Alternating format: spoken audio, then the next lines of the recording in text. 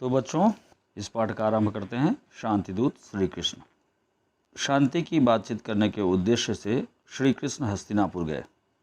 उनके साथ सात्विक भी गए थे। रास्ते में कुश स्थल नामक स्थान में वह एक रात विश्राम करने के लिए ठहरे। हस्तिनापुर में जब यह खबर पहुंची कि श्री कृष्ण पांडवों की ओर से दूत बनकर संधि चर्चा के लिए आ रहे हैं, तो धृतराष्ट्र ने आज्ञा दी कि नगर को खूब सजाया जाए। पूर्ववासियों ने द्वारकाधीश के स्वागत की धूमधाम से तैयारियां की। दुशासन का भवन दुर्योधन के भवन से अधिक ऊंचा और सुंदर था, इसलिए धृतराष्ट्र ने आज्ञा दी कि उसी भवन में श्री कृष्ण को ठहराने का प्रबंध किया जाए। श्री कृष्ण हस्तिनापुर पहुंच गए। पहले श्री कृष्ण धृतराष्ट्र के भवन में गए, फिर धृतराष्ट्र से विदा लेकर वह विदुर के भवन में गए। कुंती वहीं कृष्ण की प्रतीक्षा में बैठी थी। श्री कृष्ण को देखते ही उन्हें अपने पुत्रों का स्मरण हो आया। श्री कृष्ण ने उन्हें मीठे वचनों से सांत्वना दी और उनसे विदा लेकर दुर्योधन के भवन में गए। दुर्योधन ने श्री कृष्ण का शानदार स्वागत किया और उचित आदर सत्कार करके भोजन का न्योता दिया। श्री कृष्ण ने कहा, राजन, जिस उद्देश्य को लेकर मैं यहाँ आया हूँ वह पूरा हो जाए तब मुझे भोजन का न्योता देना उचित होगा। यह कहकर वो विदुर के यहाँ चले गए और वहाँ भोजन करके विश्राम किया। इसके बाद श्री कृष्ण और विदुर में आगे के कार्यक्रम के बारे में सलाह हुई। विदुर ने कहा, उनकी सभा में आपका जाना भी उचित नहीं है। दुर्योधन आदि के स्वभाव से तो जो भी परिचित थे उनका भी यही कहना था कि वे लोग कोई न कोई कुचक्र रचकर श्री कृष्ण के प्राणों तक को हानि पहुंचाने की चेष्टा करेंगे। विदुर की बातें ध्यान से सुनने के बाद श्री कृष्ण बोले, मेरे प्राणों की चिंता आप न करें। दूसरे दिन सवेरे दुर्योधन और शकुनी ने आकर श्री कृष्ण से कहा, महाराज धृतराष्ट्र आपकी प्रतीक्षा कर रहे हैं। इस पर विदुर को साथ लेकर श्री कृष्ण धृतराष्ट्र के भवन में गए। वासुदेव के सभा में प्रविष्ट होते ही सभी सभासद उठ खड़े हुए। श्री कृष्ण ने बड़ों को विधिवत नमस्कार किया और आसन पर बैठे। राजदूत एवं संभ्रांत अतिथि का सा उनका सत्कार किया गया। इसके बाद श्री कृष्ण उठे और पांडवों की मांग सभा के सामने रखी। फिर वह धृतराष्ट्र की ओर देखकर बोले, राजन, पांडव शांति प्रिय हैं, परंतु साथ ही यह भी समझ लीजिए कि वह युद्ध के लिए भी तैयार हैं। पांडव आपको पिता स्वरूप मानते हैं, ऐसा उपाय करें जिससे आप भाग्यशाली बने। यह सुनकर धृतराष्ट्र ने कहा, सभासदों, मैं भी वही चाहता हूँ जो श्री कृष्ण को प्रिय है। इस पर श्री कृष्ण दुर्योधन से बोले, मैं इतना ही कहना चाहता हूँ कि पांडवों को आधा राज्य लौटा दो और उनके साथ संधि कर लो। यदि यह बात स्वीकृत हो गई तो स्वयं पांडव तुम्हें युवराज और धृतराष्ट्र को महाराज के रूप में सहज स्वीकार कर लेंगे। भीष्म और द्रोण ने भी दुर्योधन को बहुत समझाया, फिर भी दुर्योधन ने अपना हठ नहीं छोड़ा।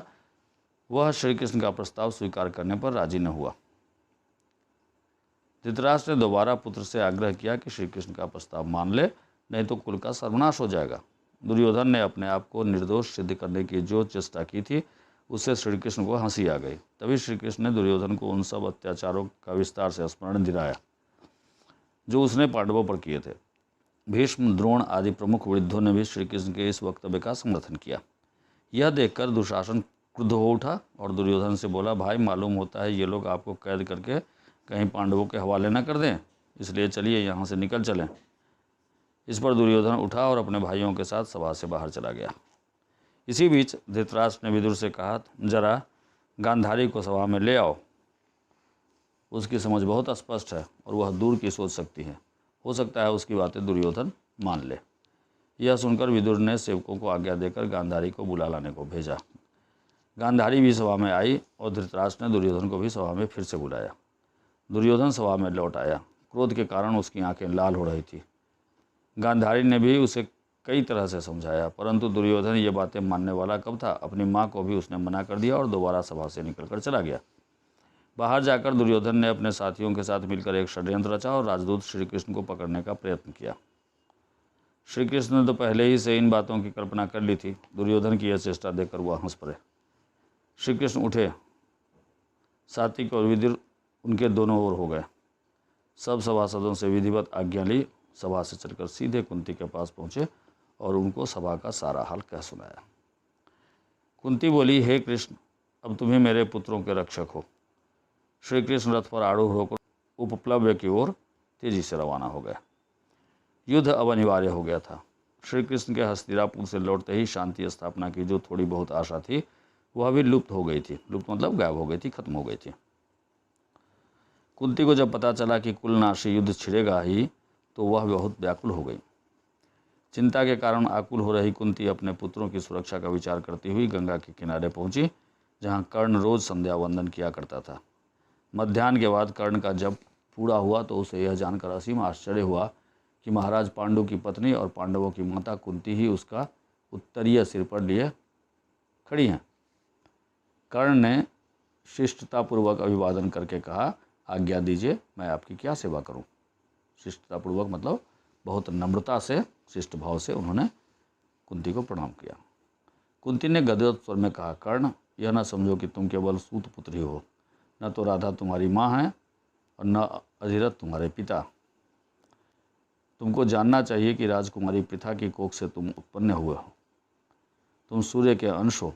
थोड़ा सुस्ताने के बाद वह फिर बोली, बेटा, दुर्योधन के पक्ष में होकर तुम अपने भाइयों से ही शत्रुता कर रहे हो।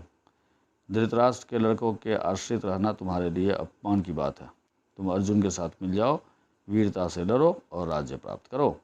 वे भी तुम्हारे अधीन रहेंगे और तुम उनसे घिरे हुए प्रकाशमान हो जाओगे। किंतु कर्ण माता कुंती का यह अनुरोध सुनकर बोला, माँ, यदि इस समय मैं दुर्योधन का साथ छोड़कर पांडवों की तरफ चला गया तो लोग मुझे ही कायर कहेंगे। अब जब युद्ध होना निश्चित हो गया है तो मैं उनको मझधार में कैसे छोड़ जाऊं? यह तुम्हारी कैसी सलाह है? आज मेरा कर्तव्य यही है कि मैं पांडवों के विरुद्ध सारी शक्ति लगाकर लड़ूं।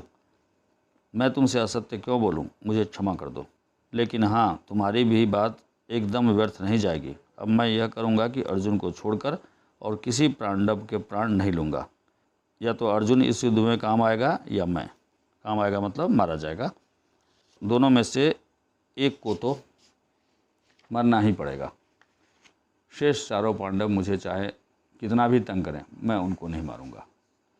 माँ, तुम्हारे तो 5 पुत्र हर हालत में रहेंगे, चाहे मैं मर जाऊं चाहे अर्जुन। हम दोनों में से एक बचेगा और बाकी 4 तो रहेंगे ही। तुम चिंता न करो। अपने बड़े पुत्र की ये सारी बातें सुनकर माता कुंती का मन बहुत विचलित हुआ, परंतु उन्होंने उसे अपने गले से लगा लिया और बोली, तुम्हारा कल्याण हो।